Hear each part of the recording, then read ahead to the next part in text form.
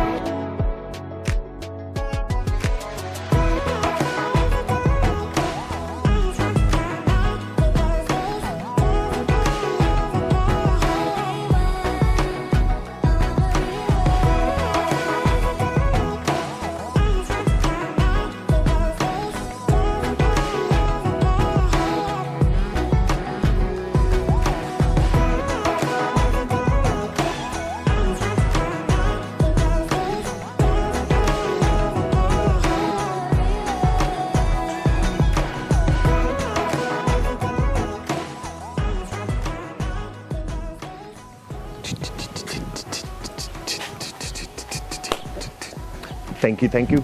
I love it when you make it to the end. Thanks for watching, and I will see you again next time.